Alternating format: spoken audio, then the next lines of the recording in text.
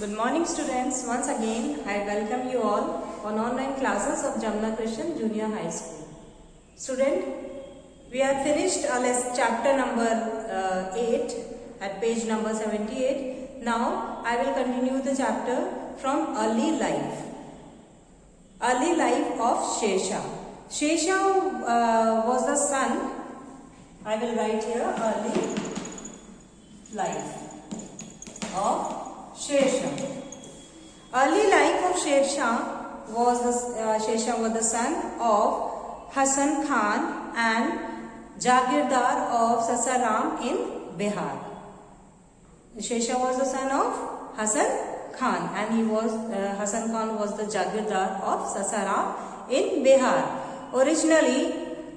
Originally named Farid Khan, he was given the title of Farid Khan also. Shesha, after he single-handedly killed a tiger, he joined the Mughal army when Babur invaded India.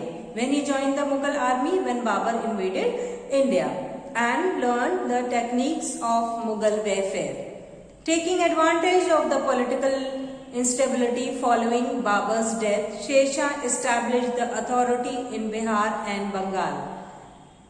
Shesha was determined to drive out Mughals from India and re-establish Afghans' rule. He defeated Humayun in the Battle of Chausa.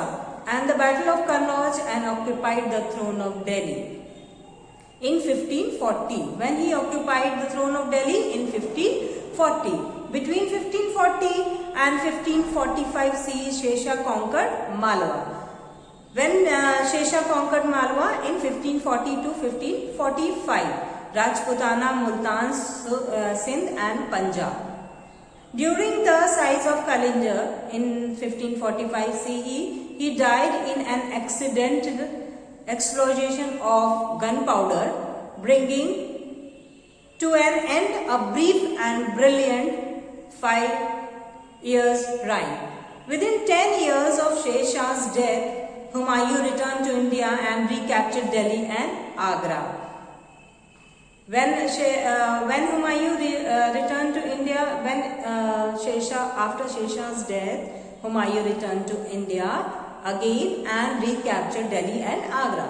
Now I will tell you about Shesha's administration. Shesha's administration.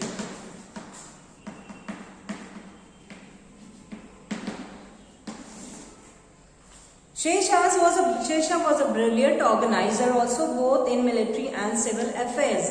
He based his administration on the principle and welfare state and introduced many reforms. Now I will tell you about central administration. Central administration, Shesha was the supreme head of the central administration. He divided the government into several departments also. Each department was under the charge of a minister, assisted by other officials. Shesha was always very active.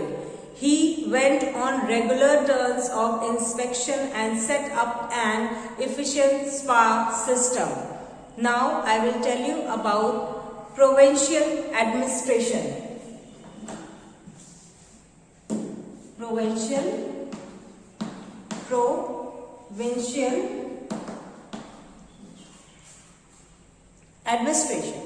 Shesha divided the empire into 47 provinces. How many provinces? 47 provinces. Shesha divided the empire or sarkars. You can call provinces sarkar also. Each province was further subdivided into district or parganas. In districts you can call district parganas also. Each pargana was made up of a number of villages.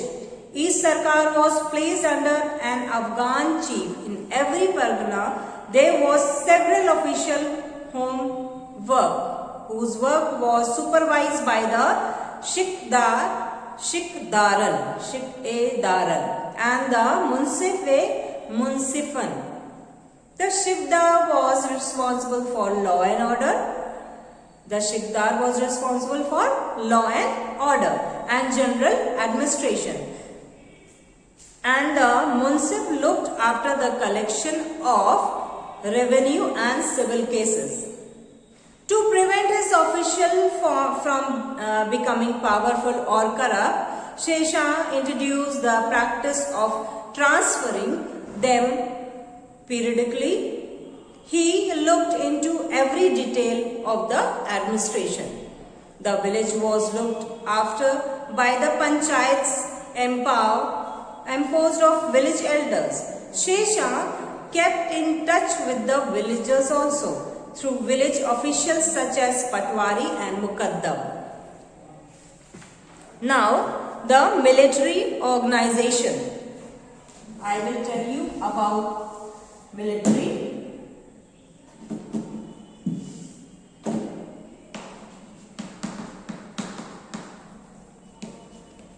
organization.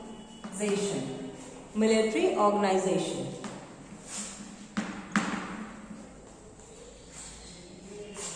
Sher Shah established a large standing army and introduced measures to make it disciplined, efficient and strong. He took personal interest in the appointment and training of soldiers also. The salaries of the soldiers and the officers were fixed according to their skills and ability. Alauddin Khilji system of branding horses dark and maintaining a descriptive role of the soldiers' chehra were revived. The army was divided into many units also, and each unit was placed under a commander. Garrisons were set up in the different parts of the empire. The cavalry and infantry were highly trained, disciplined, and were occupied with artillery also. Now, communication system. I will tell you about the communication system of Sher Shah. Communication system.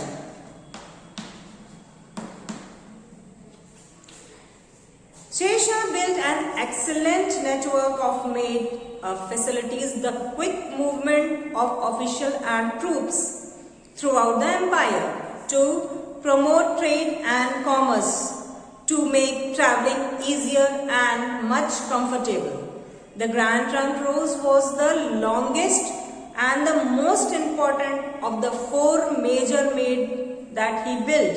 It connected Sonagaon in the east of Peshawar in the northwest. Shady trees were also planted on both sides of the road, and rest houses and wells were built at regular intervals for travelers and merchants.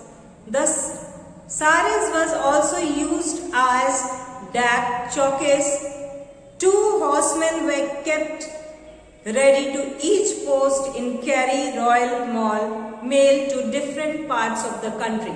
Now, trade and commerce. Sher Shah's trade and commerce.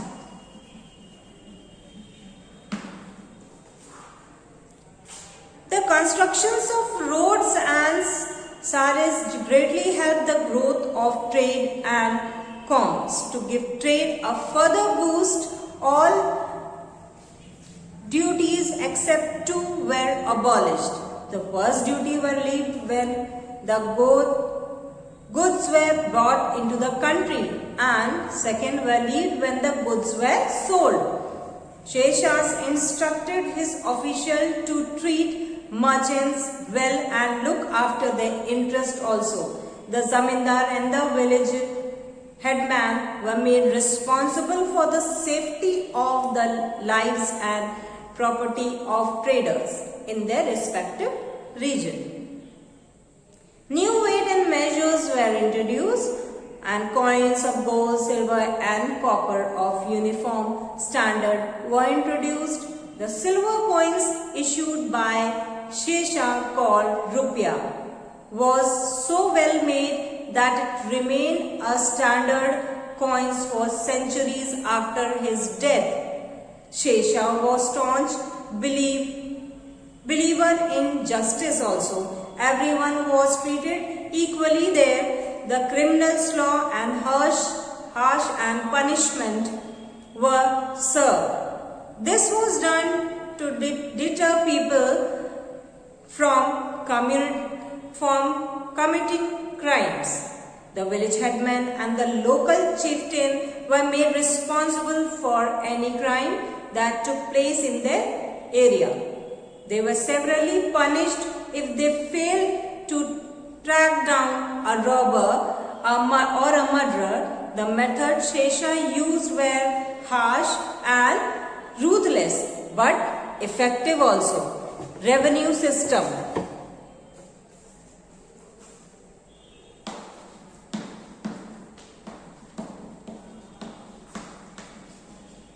Revenue system of Shesha. Shesha's greatest achievement was the revenue system. Several reforms were introduced to improve the exciting system. Land assessment. The land was carefully surveyed and measured every year.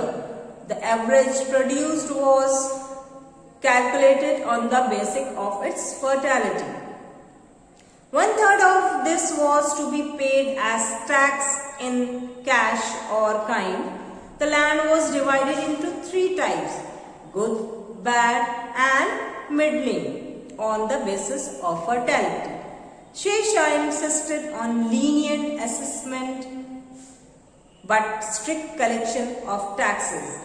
Taxes were reduced and loans were granted if the crops were damaged during war or if they failed due to natural calamities such as drought or flood. The Jagi system was discouraged and the system of patta, title deed and kubuliyat or agreement was introduced.